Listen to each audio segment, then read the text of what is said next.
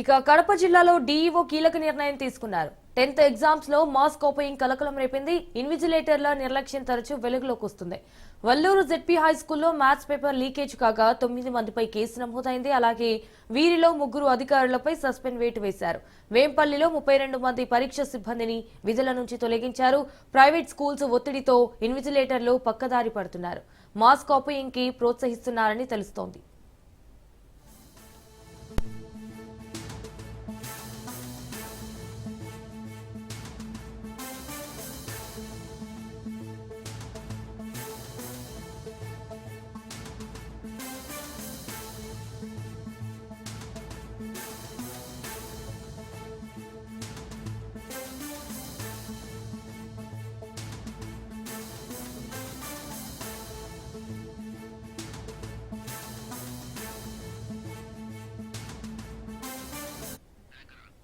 ఇక కడప జిల్లాలో డీఈఓ కీలక నిర్ణయం తీసుకున్నారు. 10th ఎగ్జామ్స్ లో మాస్ కాపీయింగ్ కలకలం రేపింది. ఇన్విజిలేటర్ల నిర్లక్ష్యం తరచూ వెలుగులోకి వస్తుంది. వల్లూరు జెడ్పీ హై స్కూల్లో మ్యాథ్స్ పేపర్ లీకేజ్ కాగా 9 మందిపై కేసు నమోదైంది. వీరిలో 3 అధికారులపై అయితే సస్పెండ్ వేటు వేశారు. వేంపల్లిలో 32 మంది పరీక్ష సిబ్బందిని విధుల నుంచి తొలగించారు. ఇక ప్రైవేట్ స్కూల్స్ ఒత్తిడితో ఇన్విజిలేటర్లు పక్కదారి పడుతున్నారు. మాస్ కాపీయింగ్ కు ప్రోత్సహిస్తున్నారని తెలుస్తోంది.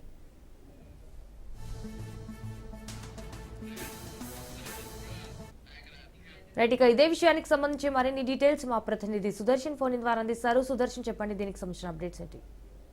10వ తరగతి పరీక్ష నిర్వహణలో ఎంత కట్టుదిట్టమైనటువంటి చర్యలు తీసుకుంటున్నప్పటికీ కొంతమంది కేటుగాళ్లు మాస్ కాపీయింగ్ కు పాల్పడుతున్నారు. దానికి అక్కడ పనిచేస్తున్నటువంటి ఇన్విజిలేటర్లు వాళ్లే సహకరిస్తున్నటువంటి పరిస్థితులు కనిపిస్తున్నాయి. ఇప్పుడు కడప జిల్లాలో పేపర్ లీకేజీకి సంబంధించి రాష్ట్ర వ్యాప్తంగా కూడా సంచలనంగా మారింది.